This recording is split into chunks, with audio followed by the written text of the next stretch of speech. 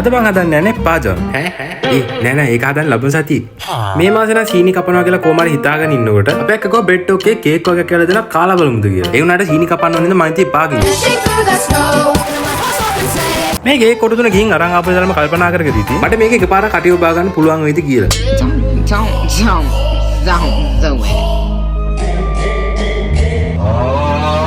Stop it. Get some help. කාගෙන යනකොට මොකද්ද මන්ද පොත්තක් අහුණා. What was that? මට හිතා ගන්න බෑ මේ කොස් පොත්තක්ද හබල පෙත්තක්ද කියලා. හපල බලපම තමයි තේරෙන්නේ කෝන් ෆ්ලෙක්ස් කියලා. මේක නම් බොරු කියන්න ඕනේ නැහැ පට්ටම රහයි. ඒකින්ද මම ඒකට දෙනවා 10න් 10ක්.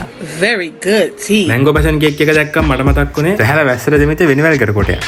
ඒ වුණාට මේක තමයි මට කේක් තුනේ ලස්සන මේක. අර හබල වෙදි තියෙන කොහෙද කියලා මම හොයාගත්තා. කේක් එකේ අඩිය තියෙන චොකලට් ලේයර් එක. එන්නේ ඒකට තමයි ඕවා කලවම් කරලා තියෙන්නේ. අනික ඒ තියෙන හබල බෙදෙන මේ කෝන් ෆ්ලෙක්ස්. මම මේකට දෙනවා 10න් 75. අන්තිමව තමයි හේසල් නට්ටයන් මොකක්ද ඒක? දැන් නම් කාලා බඩේ ඉඩක් නැහැ.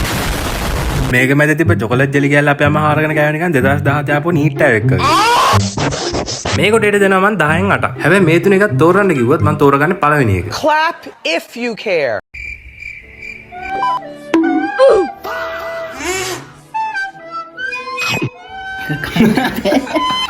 මේ බෙල් එක